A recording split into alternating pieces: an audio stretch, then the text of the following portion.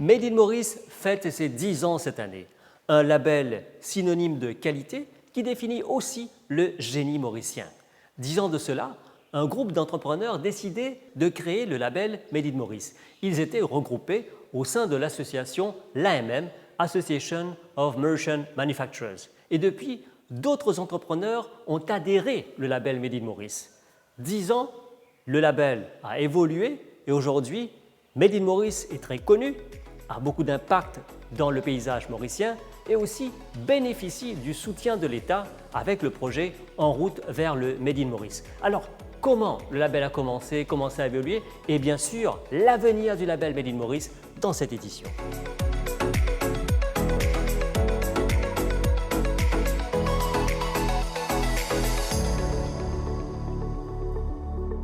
Vincent Darifat, le Made in Maurice fête ses 10 ans. Vous êtes une des personnes derrière la création de cette marque. Alors, comment est venue l'idée du label Made in Maurice? Alors, le Made in Maurice a été lancé par l'Association of Mauritian Manufacturers et j'étais président de cette association à l'époque.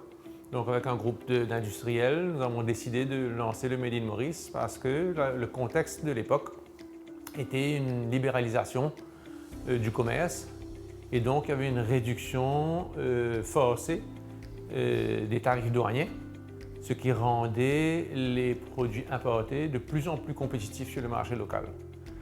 Donc, le Made in Maurice a été créé pour contrecarrer, pour venir dire notre fierté de fabriquer localement et que les produits fabriqués à l'île Maurice étaient adaptés et dans certains cas meilleurs que ceux importés. Donc, c'était important de venir montrer cette valeur ajoutée locale et surtout cette adaptabilité ou cette adaptation de nos produits au marché local, aux contraintes locales, aux réalités du consommateur local. Alors après 10 ans, il y a beaucoup de monde, partout on voit Made in Maurice, Made in Maurice.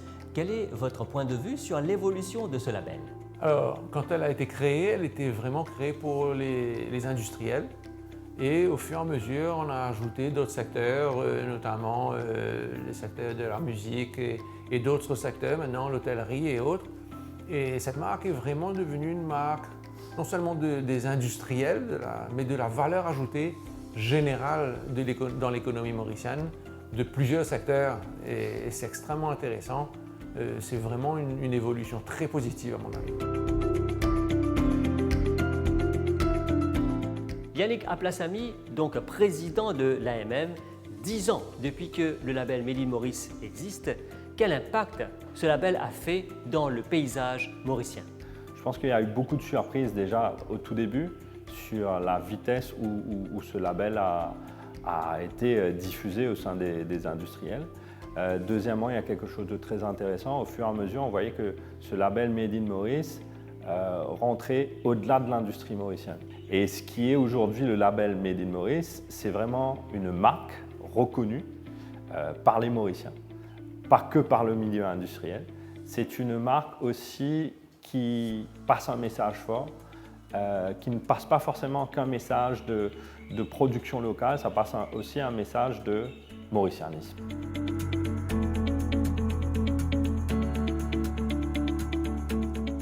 Vous êtes avec le Made in Maurice depuis le début et pendant ces 10 années, qu'est-ce qui vous a vraiment marqué? C'est une bonne question. Je crois que d'abord et avant tout, c'est de pouvoir être aux côtés d'un réseau justement d'entreprises et d'entrepreneurs qui sont vraiment très engagés, qui ont l'audace de rêver grand, qui ont le courage de toujours être autant déterminés, parfois même obstinés, parce qu'il faut l'être pour continuer à produire localement. On est loin de tout, on est quand même éloigné des autres rivages. Donc, entre les difficultés ou les challenges sur la main-d'œuvre, sur le taux de change qui change, qui évolue, sur la matière première qui est parfois difficile à trouver parce qu'il y a des conflits à l'international, il faut être à la fois audacieux, déterminé et courageux. Et je pense que j'ai trouvé pendant 10 ans vraiment des femmes et des hommes qui ont de la poigne et de l'audace. Et c'est aussi ça que je côtoie au quotidien à travers ce réseau. Mais bien plus que ça, c'est aussi d'avoir constaté à quel point Ce label qui se voulait au départ un label de territoire, d'identification territoriale, est devenu bien plus que cela. Aujourd'hui, c'est un vrai plaidoyer pour la production locale. Et quelque part, à travers ce label aussi, c'est redéfinir l'image de l'industrie. Et je pense que ça, on en avait grandement besoin. Quand on a commencé, une bonne partie des Mauriciens ne connaissaient pas la production locale, ne savaient pas quels étaient les produits fabriqués localement. Et j'estime qu'en 10 ans, on a fait de grands pas de géant parce qu'il y a une vraie prise de conscience et une vraie conscientisation justement sur cette part belle qui est faite et assurée par la production locale. Made in Maurice, 10 ans déjà. Nous label valorise qualité ban produits et ban services mauriciens. Aujourd'hui, nous fiers qui nous logo au plus qui 350 marques et plus qui 3500 produits dans 7 secteurs agroalimentaire, culturel, créatif et numérique, agricole, textile, industriel, secteur hôtelier et plus récemment l'industrie service. Alors, si vous êtes un entrepreneur, une industrie locale ou un artiste, si dans ce qui vous fait et n'a ou la met là-dedans, ou capable de faire partie de nos réseaux, n'est que faire ou application sur nos sites web. Dans l'étape inclure une vérification au dossier avec un certificat ou business plan, règlement de frais adhésion, et aussi une visite contrôle qualité avec nos partenaires SGS. Ensemble, nous assurer qu'évaluer que la saine production ou ban procédure opérationnelle répond à une exigence et critères qualité, mais aussi l'engagement ou l'entreprise pour le développement durable et que l'environnement. Made in Maurice, c'est une garantie qualité, confiance et fierté pour l'entreprise. À nous booster l'économie locale et faire honneur nos savoir-faire mauriciens. Made in Maurice, et à nous la met là-dedans. Tanaka Maliacha, donc depuis quand vous êtes au Made in Maurice et quel est votre rôle dans l'organisation? Je suis au Made in Maurice depuis maintenant 3 ans. Je m'occupe principalement de la communication Made in Maurice, de la communication digitale et sur le terrain et parallèlement des dossiers d'adhésion pour les demandes de labellisation au Made in Maurice. Donc vous êtes responsable de la communication, parlez-nous-en, comment cela se fait?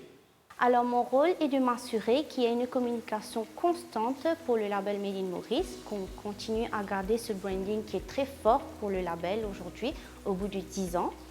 Donc nous assurons une communication digitale à travers 3 réseaux sociaux aujourd'hui, donc Facebook, LinkedIn, Instagram. Qu'est-ce qui vous a marqué personnellement pendant votre présence ici? Alors, ce qui m'a marqué, c'est que nous, on est plusieurs à être arrivés en même temps. C'est cette reprise après le Covid qui a donné une importance plus grande au Made in Maurice. C'est une prise de conscience de la part des Mauriciens et de tout un chacun pour un label qui représente la production locale. Donc, cet engouement pour la marque a été très, très marquant. Samuel Moujean, depuis quand vous avez rejoint l'organisation et qu'est-ce que vous faites exactement ici? Je suis Excellence Operational Manager au sein de la Made in Maurice depuis 2021 maintenant et je suis responsable d'un programme d'accompagnement des entreprises qui s'appelle l'Industrie d'IME, composé de 3 parcours qui permettent aux entreprises de découvrir un certain nombre de thématiques innovantes, mais aussi de leur permettre de monter en puissance sur différents sujets. Il me paraît important de mentionner que parmi les entreprises participantes à ce parcours sont majoritairement des entreprises labellisées Made in Maurice. Donc vous parlez de ce projet, l'Industrie d'IME. Parlez-nous-en, en combien de phases cela s'est déroulé? L'Industrie d'IME se compose donc de 3 parcours. Le premier, en 2021, a porté sur l'éco-conception. En 2022, nous avons travaillé la gestion durable de la supply chain. Et en fin 2023, début 2024, nous espérons lancer donc au plus tôt cette thématique d'industrie du futur qui aura pour but de renforcer les capacités des entreprises sur l'aspect technologique, numérique et durable pour tendre vers un secteur manufacturier plus résilient et aussi plus vert.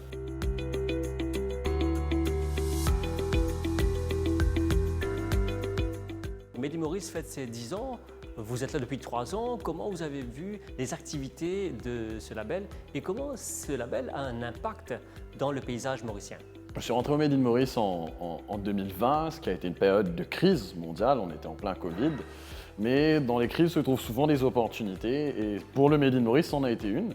Ce qui fait qu'on s'est très vite retrouvé propulsé en fait dans tout un engrenage local de relance économique, de redynamisation du secteur touristique. Et le Made in Maurice a su jouer un rôle clé à ce niveau-là.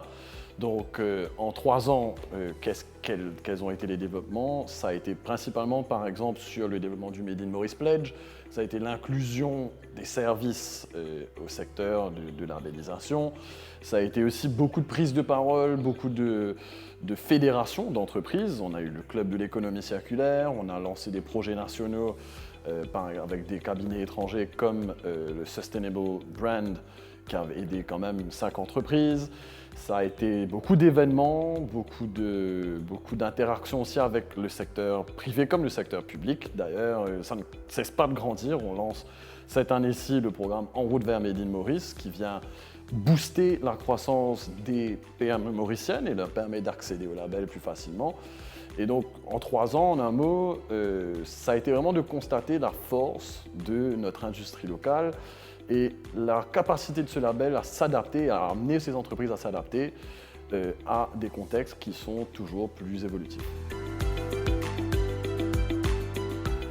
Anya Dundou, donc on comprend que vous n'avez pas fait trop de temps à Made in Maurice, mais vous êtes quand même responsable d'un cluster très important. Parlez-nous-en.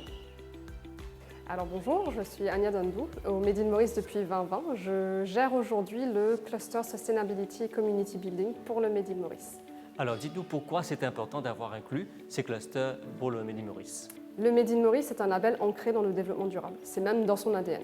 Donc selon le cahier des charges, une entreprise doit pouvoir s'engager sur 3 objectifs de développement durable minimum. Alors les objectifs de consommation et production durable, de croissance économique, de travail décent, d'industrialisation durable sont des priorités pour nous et pour nos adhérents aujourd'hui au niveau du label. Pendant les 3 dernières années, surtout on a passé le cap de la Covid-19. Qu'est-ce que vous avez apporté de plus pour le Made in Maurice ? Alors, durant les 3 dernières années, surtout, nous avons eu pas mal de projets axés sur le développement durable et un tourisme durable. Donc, par exemple, pendant 2021 et 2020, nous avons formé des entreprises, donc petites et moyennes entreprises, avec un projet qui était soutenu par la Tourism Authority et l'Union européenne. Nous avons créé un Discovery Tour qui avait pour but de venir ramener les entreprises du secteur touristique, donc hôtels et DMC, à venir chez nos adhérents afin de pouvoir voir déjà quels étaient les métiers de nos adhérents, qu'est-ce qui se faisait aujourd'hui au niveau du label et comment nos adhérents pouvaient répondre aux besoins d'impact de ces hôteliers et de ces DMC.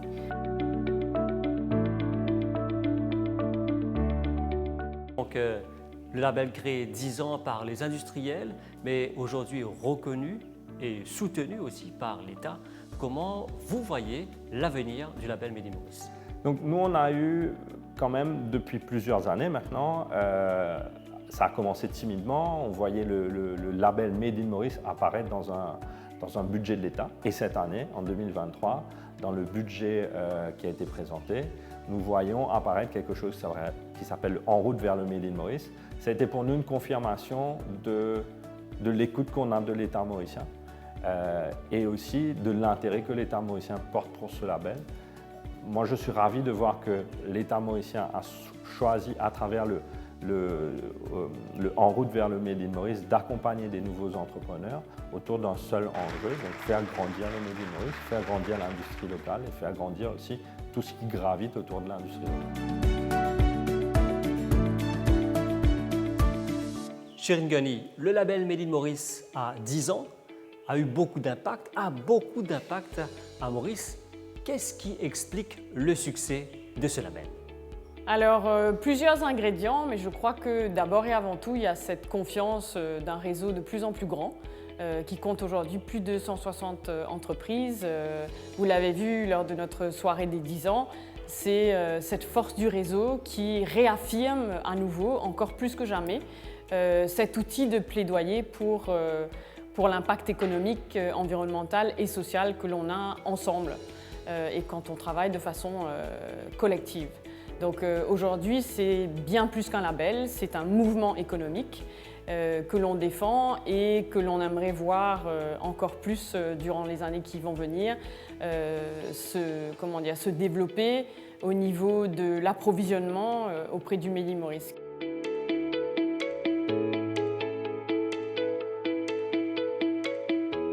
Et selon vous, quel est l'avenir du label Made in Maurice? Alors je pense qu'il y aura de plus en plus de reconnaissance de tous les secteurs.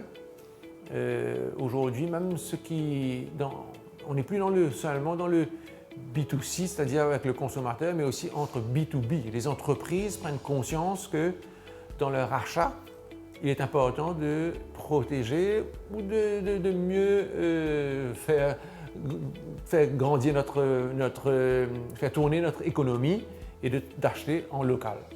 Donc je pense que nous aurons de plus en plus de secteurs qui vont adhérer et peut-être un jour ce sera une reconnaissance pour notre export aussi, espérons-le.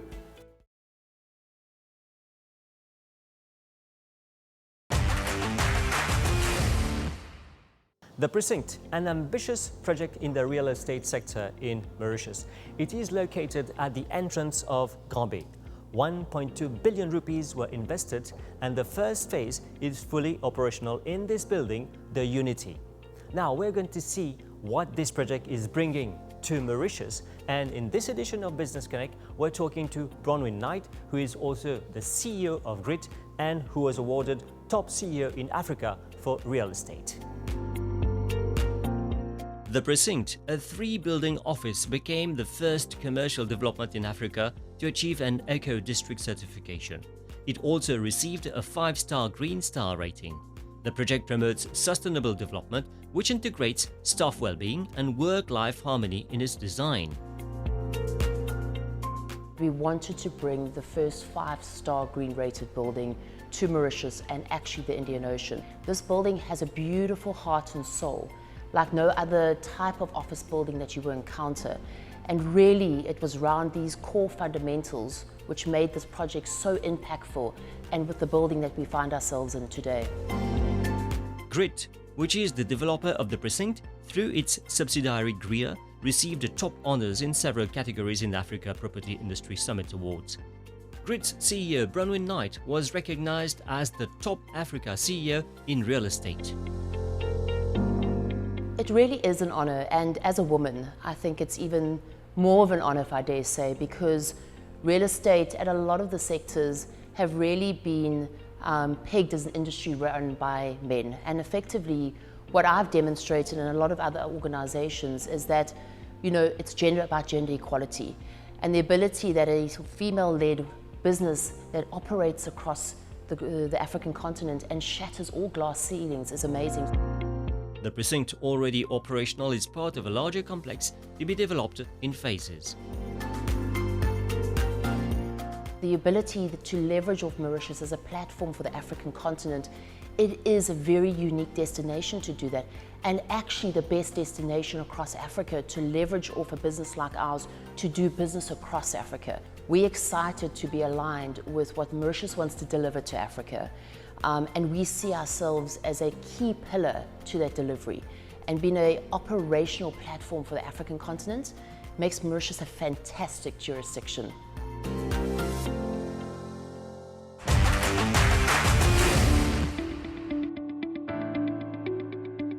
Maridil, a well-known e-marketplace for bookings, reservations of hotels, restaurants and spas. This is what we know. But this tech company was founded 10 years ago, and there's a long story behind that. And today, we're going to see the story with its founder, Alex Samuelson.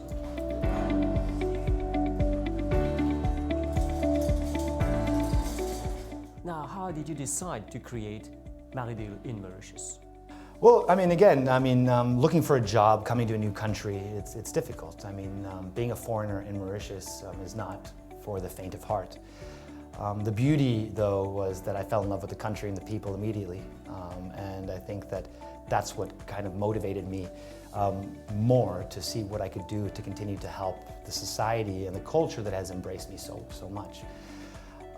It's always been a dream of mine to start an e-commerce company. So what does this platform do? What does it offer? So what Maridil is today is a company that helps local businesses, local entrepreneurs, get a voice and get visibility where they didn't have it before. Maridil brought e-commerce to Mauritius. Maridil was the first website dedicated to the Mauritian population, and we take great pride in being that. And why Maridil? Well, Maridil, it's a big story, but more importantly, we needed to find something local. We needed to find something that people say in their day-to-day.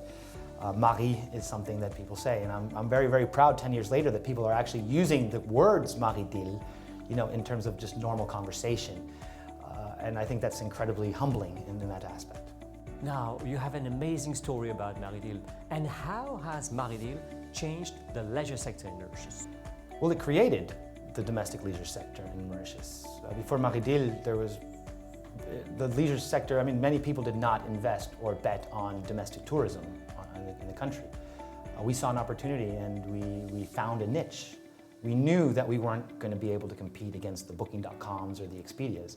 It wasn't hard for us to find that the Mauritian population were the people that we wanted to dedicate our lives to, and the communities. We understand very, very well that if this restaurant sells deals and gets more customers, they'll be able to hire more people. The more people they're able to hire, the more people get wage. The more people they get salaries, the more that they're able to invest and buy stuff in that Kankari. So, inadvertently, what we have done is we've continued to put the Mauritian communities and the Mauritian people into the center of everything that we do. And again, we're very, very proud of the growth that we've been able to achieve during the 10 years that we've been around. So after 10 years, you're well rooted here in Mauritius. We understand that there's a lot of demand for the services you offer. And what do you plan to improve customer satisfaction? Well, customer satisfaction is absolutely the most important thing. And we take we're very proud of the fact that we do have a 99% satisfaction rate. However, it's not enough, because what 99% satisfaction rate means is that for every 100 customers that buy, one might have a problem, right? And if we're selling 500 deals a day, that means 5 people are going to have a problem, right? So that's too much for me. I can't handle knowing that there's going to be issues with customers, and ultimately our responsibility is to continue to build better relationships with our partners to ensure that we are able to get more availability, because our only job here is to get the customer what they want when they want it. Alex, merci beaucoup pour gagner deal là. Faites faire d'année. Toujours avec nous. Toujours. Merci.